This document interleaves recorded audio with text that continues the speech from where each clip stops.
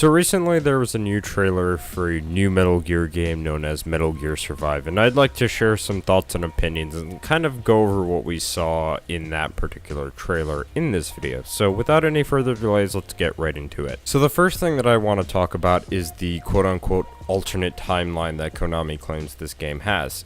It's bullshit. It's not there. You see clearly in the trailer that any of the soldiers that were stuck on Mother Base during the events of Ground Zeroes, they're getting pulled into an alternate universe.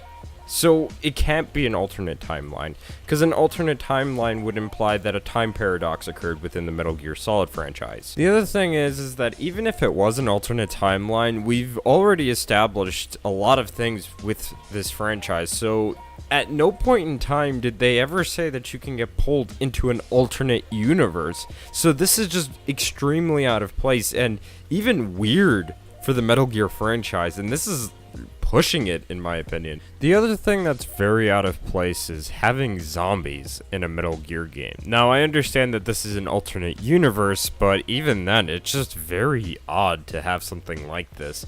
And I do want to talk a little bit about how these zombies are animated, because the animations for these zombies in the trailer, you can see that they've copy and pasted the animations of the possessed soldiers that you encounter whenever you're facing the skull units in one of the chapters or episodes in Metal Gear Solid 5. So there's a lot of laziness put into this title, and it's very apparent, you know, and I don't understand why, but it just is. I guess Konami just doesn't give a fuck anymore what they do. They want to kill anything related to Kojima. So Metal Gear Solid is first.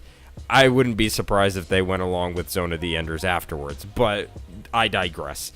The animations are just very lazy. Since we're on the topic, I might as well just talk about the zombie designs.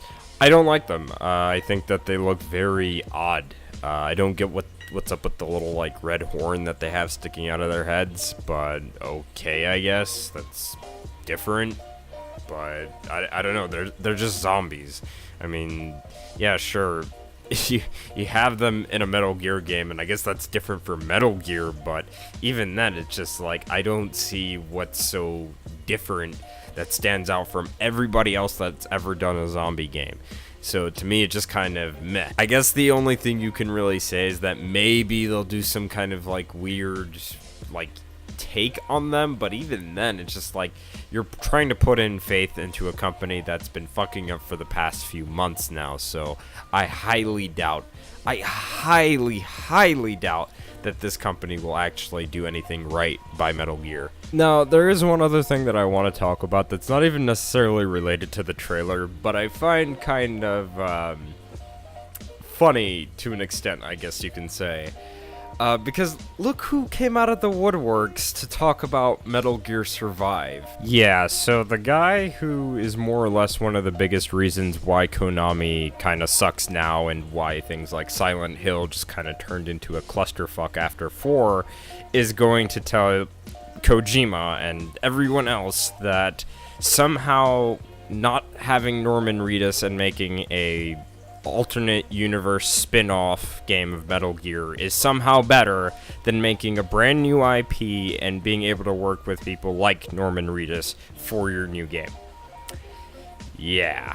Honestly, I think that Tom is just jealous at the fact that he'll never be as successful as Kojima. I mean, this is the guy who has a reputation for ruining the Silent Hill franchise, so I wouldn't be surprised, honestly, if he was jealous, but, you know, to say that not having Norman Reedus is a good thing, you know, and just making another Metal Gear game, which people are kind of sick and tired of seeing only Metal Gear, I don't understand that argument, but, you know, this is the guy who thinks that he knows everything about Silent Hill, and he thinks that he's the biggest fan, and he's done no wrong. But what do I know? I'm just some guy on the internet. Anyways, I kind of want to get back on topic and talk about some of the other aspects of the game that could potentially make this game still fun, despite it being tied to Konami and not Kojima.